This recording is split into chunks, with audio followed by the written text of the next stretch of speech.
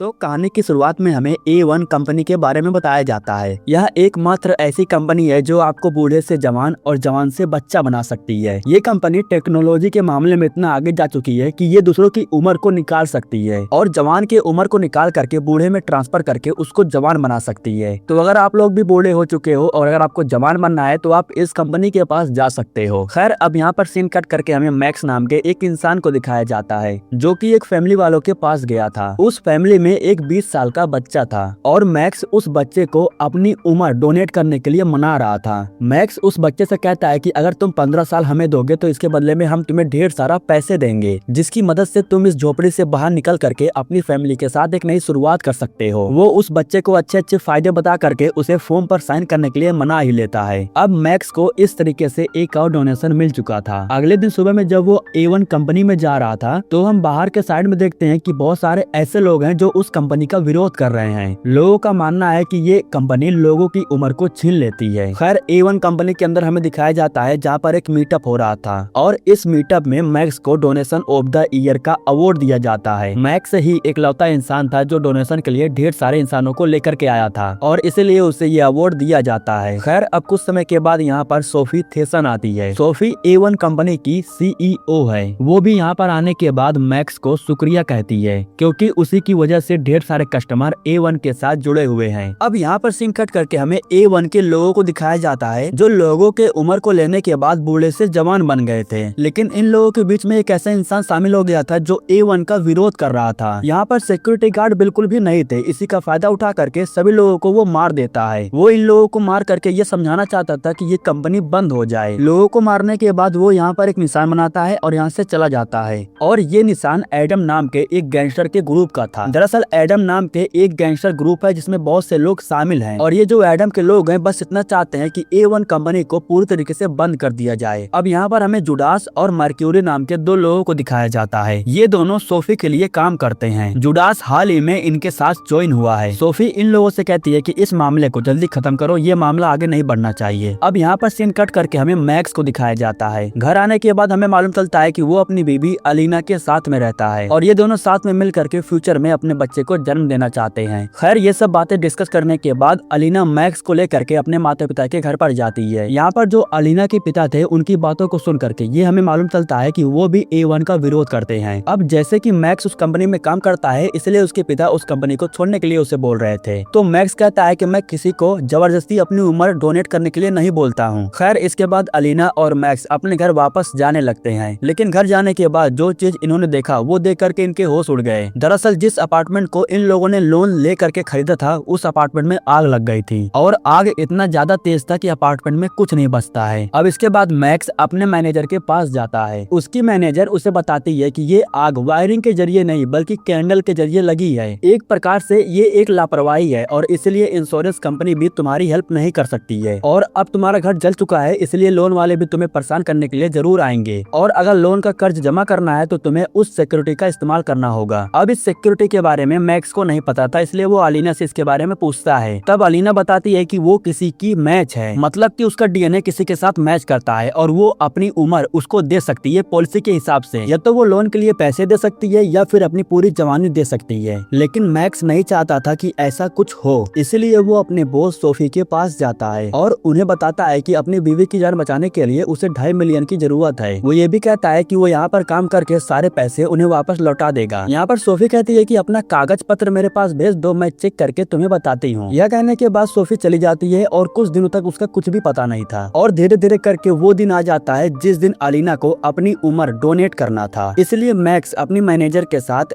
A1 के campus में जाता है। तो वहाँ पर जो कर्मचारी थे वो कहते हैं कि आज उनका डोनेशन का दिन है इसलिए तुम लोग उनसे नहीं मिल सकते हो। लेकिन मैक्स को अपनी बीवी से मिलना था इसलिए वो मौका देख करके अंदर की तरफ भागने लगता है। लेकिन उसी समय यहाँ पर एक सिक्योरिटी गार्ड आ करके उसे पकड़ लेता है और उसे नीचे गिरा देता है। तभी यहीं पर मर्क्यूरी आती है और वो मैक्स से कहती है कि दोबारा यहाँ पर मत दिखाई देना वरना तुम भी मारे जाओगे। अगर अपनी सलामती चाहते हो तो यहाँ से वापस लौट जाओ। अब इसके बाद हमें अलीना को दिखाया जाता है जो एक लैब के अंदर थी और तभी यहाँ पर कुछ लोग आ करके उसके शरीर में कुछ लगाते हैं और एक छोटा सा ऑपरेशन करने के बाद उसके शरीर से उसकी 40 साल की उम्र ले लेते हैं। उसकी 40 साल उम्र निकालने के बाद उसे छोड़ दिया जाता है। मैक्स अपनी बीवी को लेकर के आ करके एक कमरा लेता है और वहाँ पर रहता है। लेकिन अब जैसे जैसे दिन बीत रहा था वैसे से अलीना के शरीर में बदलाव हो रहा था और देखते ही देखते सिर्फ 3 दिन ही बीता था और उसका शरीर 40 साल का दिखने लगा था। 3 दिन के बाद वो पूरी तरीके से अब 40 साल की लगने लगी थी। मैक्स सोफी से हेल्प मांगने के लिए दोबारा से ऑफिस में जाता है और जब वो सोफी को देखता है तो उससे बात करने के लिए उसके पास जाता है। वो सोफी से कहता है कि मैंने तुमसे हेल्प मांगा था। यहाँ पर सोफी कहती है कि अगर जिंदा रहना चाहते हो तो यहाँ से चले जाओ। यह सुन करके मैक्स भी बहुत शौक में रह जाता है। खैर घर आने के बाद वो अपनी बीवी से मिलता है और उससे कहता है कि तुम अभी भी बहुत ही खूबसूरत हो। लेकिन अलीना को ऐसा लग रहा था कि मैक्स सिर्फ तरस खाने की वजह से ऐसा बोल रहा है, इसलिए वो उसे कहती है कि अब मैं बूढ़ी हो चुकी हूँ, तुम्हारे लायक नहीं हूँ, तुम यहाँ से चले जाओ। अलीना के काफी ज्यादा कहने पर मैक्स घर से बाहर चला जाता है और जैसे ही वो घर से बाहर जाता है तो अलीना के पेट में काफी ज्यादा दर्द होने लगता है, इसलिए वो अलीना को लेकर के हॉस्पिटल में आता है, जहाँ पर इन लोगों को मालूम चलता है कि अलीना प्रेग्नेंट थी। लेकिन उम्र डोनेट करने की वजह से बुढ़ापे का शरीर उनके बच्चे को संभाल नहीं पाया, इसलिए अब उनका मिसकैरेज हो चुका है। मैक्स को बहुत ही बुरा लगता है क्योंकि वो अपने बच्चों के बारे में लेकर के फ्यूचर सोच रहा था। खैर थोड़ा सा हालत ठीक हो जाने के बाद मैक्स अलीना को लेकर के उसके घर पर आता है। यहाँ पर अलीना उससे कहती है कि तुम्हें यहाँ पर रुकने की कोई जरूरत नहीं है, तुम यहाँ से जा करके अपनी लाइफ को आगे कंटिन्यू कर सकते हो और वैसे भी तुम अभी जवान हो और मेरे लिए जिंदगी खराब करने की कोई जरूरत नहीं है। इसके बाद मैक्स यहाँ से चला जाता है और इन सब के बारे में काफी सोचता है और कुछ गैंगस्टर लोगों के पास जा करके उन्हें पैसे दे करके नकली पासपोर्ट बनवाता है और गन लेता है, क्योंकि वो शांत बैठने वाला नहीं था। वो सोफी से अपना बदला लेना चाहता था। वो अपनी बीवी की उम्र को उन्हें वापस लौटाना चाहता था, इसलिए अब वो A1 कंपनी के बाहर जा करके सोफी के ऊपर नजर रखने लगता है। अगले दिन सुबह में सोफी कंपनी से बाहर निकल करके एक सुनसान जगह पर जाती है और यहाँ पर पहुँचने के बाद वो कार रोक करके अंदर अकेले ही जाती है। यह देख करके मौके का फायदा उठा करके मैक्स अपनी कार को पीछे के रास्ते से लेकर के जाता है और इस तरीके से फाइनली वो सोफी तक पहुंच जाता है। और यहाँ पर जब हम उसके चेहरे को देखते हैं तो हमें मालूम चलता है कि सोफी ने ही अलीना की उम्र को लिया है। शायद सोफी का DNA अलीना के साथ मैच कर रहा होगा, इसीलिए। खैर कुछ भी हो, मैक्स उसे पकड़ करके किडनैप करने की कोशिश करता है। वो उसे इलेक्ट्रिक शॉक देता है और उसे बेहोश करने के बाद उसे लेकर के यहाँ से निकल जाता है। लेकिन जाने से पहले वो यहाँ पर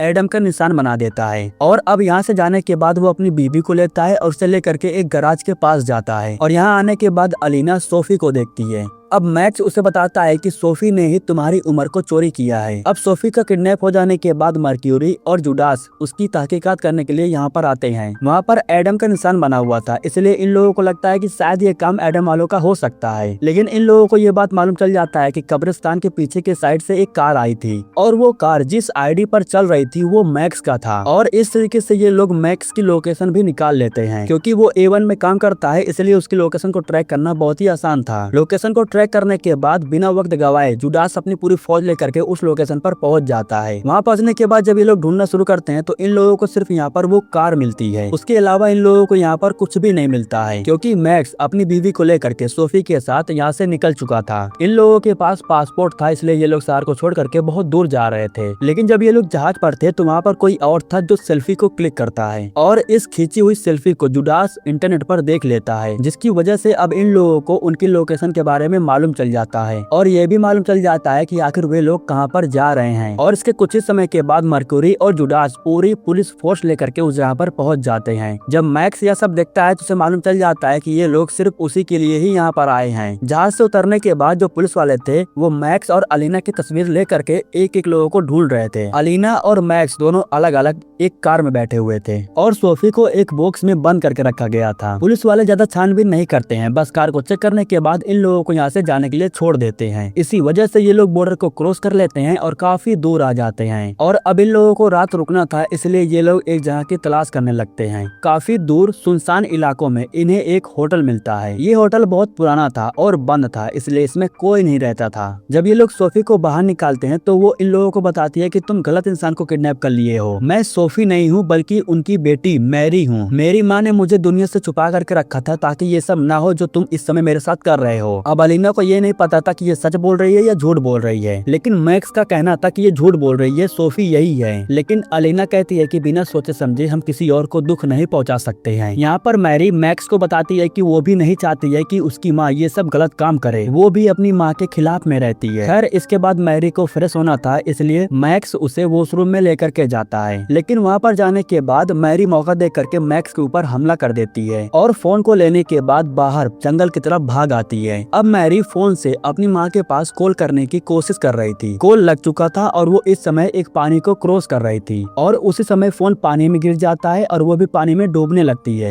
दरअसल ये एक नदी नहीं बल्कि दलदल के जैसा बना हुआ था। अब वो दलदल में डूब करके आखिरी सांसें गिरने वाली थी, लेकिन उसकी किस्मत बहुत ही अच्छी थी कि यहाँ पर अलीना आ जाती है और एक लकड़ी के सहारे से उसे बाहर की तरफ खींच लेती है और ये लोग उसे वापस होटल में लेकर के आते हैं। अब यहाँ पर सीन कट करके हमें जुडास को दिखाया जाता है। मैरी ने कॉल को लगा दिया था और इसी वजह से ये लोग उसी कॉल की लोकेशन को ट्रैक कर लेते हैं और इन लोगों को अब मालूम चल जाता है कि इस समय उन लोगों ने मैरी को किडनैप करके कहाँ पर रखा है। मैक्स और अलीना आराम से सो रहे थे, लेकिन तभी कुछ लोग यहाँ पर आकर के उनके ऊपर गन तान देते हैं और तभी यहीं पर मैंडी आती है जो इन लोगों की सरदार है। यहाँ पर हमें ये मालूम चलता है कि ये लोग एडम के ग्रुप के हैं और किसी भी हाल में A1 का खात्मा करना चाहते हैं, इसलिए ये लोग मैक्स, अलीना और मैरी को अपने साथ लेकर के जाते हैं। वहाँ पर ले जाने के बाद मैक्स मैंडी से कहता है कि हम किसी के साथ गलत नहीं करना चाहते हैं, मैं बस अपनी बीवी की उम्र को वापस लेना चाहता हूँ। इसके बाद मैंडी कहती है कि मुझे तुम सबके बारे में बहुत ही अच्छे से पता है। तुम्हें क्या लगता है कि तुम्हारे घर में आग अपने आप ही लगी थी? तुम्हें बिल्कुल भी नहीं पता है, सोफी ने तुम्हारे घर में आग लगवाई थी। मुझे पता है कि ये सोफी की बेटी मैरी है और इस समय वो खुलेआम आजाद घूम रही है। सोफी बूढ़ी हो चुकी थी, इसलिए उसे किसी की उम्र की जरूरत थी और उसका DNA अलीना के साथ मैच कर रहा था। वो हर हाल में अलीना के उम्र को लेना चाहती थी, इसलिए उसने तुम्हारे घर में आग लगवाई और इस तरीके से तुम लोग एक बहुत बड़ी मुसीबत में फंस गए। मुझे तुम लोगों से कुछ नहीं चाहिए, मुझे सिर्फ सोफी से बदला लेना है और इसलिए मुझे तुम्हारी हेल्प की जरूरत है। कुछ ही समय के बाद सोफी अपने आदमियों के साथ यहाँ पर आने वाली है और वो सिर्फ अपनी बेटी के खातिर यहाँ पर आने वाली है, इसलिए तुम्हें बस किसी भी तरीके से उसे मना करके होटल के अंदर लेकर के आना है। आगे जो भी होगा वो सब हम देख लेंगे। अब इसके बाद हमें दिखाया जाता है कि सोफी कुछ ही समय के बाद अपनी पूरी फौज लेकर के इस होटल के बाहर आकर के पहुंच चुकी थी। इन लोगों के आ जाने के बाद मैक्स भी बाहर आता है। वो इन लोगों से कहता है कि मैरी इस समय मेरी बीवी के कब्जे में है, जब तक मैं बाहर सलामत हूँ तब तक वो अंदर सलामत रहेगी। इसके बाद मैक्स सोफी से बात करने के लिए उसे बाहर बुलाता है। सोफी बाहर आती है और वो कहती है कि तुम्हें जितने भी पैसे चाहिए सब कुछ मैं देने के लिए तैयार हूँ, बस मेरी बेटी को तुम वापस मुझे लौटा दो। तो मैक्स कहता है कि मुझे पैसे बिल्कुल भी नहीं चाहिए, अगर तुम मेरी बीवी की उम्र को वापस लौटा देती हो तो मैं तुम्हारी बेटी को कोई भी नुकसान नहीं पहुंचाऊंगा और अगर तुम ऐसा नहीं करती हो तो वो तुम्हारी बेटी है और तुम्हारा DNA उसके साथ मैच भी करता है, इसलिए मैं तुम्हारी बेटी की उम्र को निकाल करके अपनी बीवी में डाल सकता हूँ। सोफी उसकी सारी बात मान करके उसे उम्र लौटाने के लिए तैयार हो जाती है, लेकिन एक बार वो अपनी बेटी को देखना चाहती थी, इसलिए सोफी उसे अंदर जाने के लिए कहती है। अब यहाँ पर सोफी मैक्स के साथ